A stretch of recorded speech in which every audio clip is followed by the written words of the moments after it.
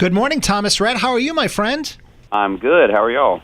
We're doing really well. It's good to hear your voice, and I know you probably have no recollection of this, but about 7 years ago, Amanda and I spent an entire day with you. We shot a lot of video. You gave me a vigorous back rub, and as you have said since, life changes. You've hit the big time, married, 2 adorable kids. What has changed the most about Thomas Rhett over the course of that time?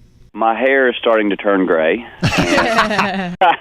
What a wild ride. I cannot believe that was 7 years ago. It feels like yesterday that I was up there hanging with you guys. Man, I just feel blessed. Life has given me some pretty cool stuff, especially these 2 girls I have, man, have changed my life more than anything that I've done musically or professionally, and 7 years later, still doing it. That's a good sign. Now, you've been out on the road with Kenny. You actually opened up for him last year, too, at Gillette. Now, is it your dream to someday be the one headlining stadiums like Gillette, or are you kind of content where you're at?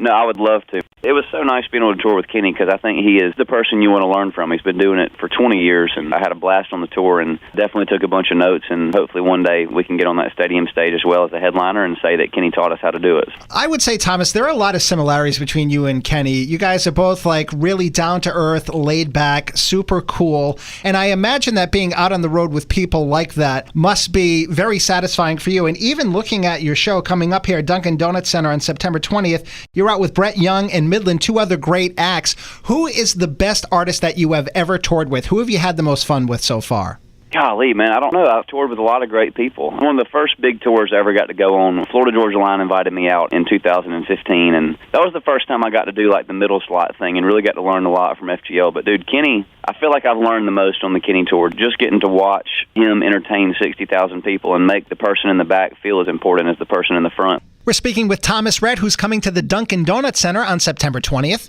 Now, you've been pretty open about your fondness for Bruno Mars. Have you seen him lately? Any chance of a collaboration, you think, in the future?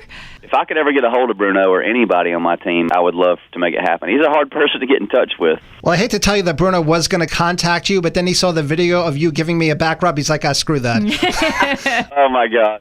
Now, one of the things I have to say about you, Thomas, because we've seen you live many times, you definitely put on a very high-energy show. I'm wondering if some of that energy has been sapped by those 2 kids. You know what? I thought it would, but for some reason, when I'm in show mode, man, there's not much stopping me. That's my favorite place to be, is on stage, and that energy is a spiritual thing. It really is. That just kind of takes over my body and the band, and we just love to get out there and have a blast on stage, and hopefully the fans have a blast with us.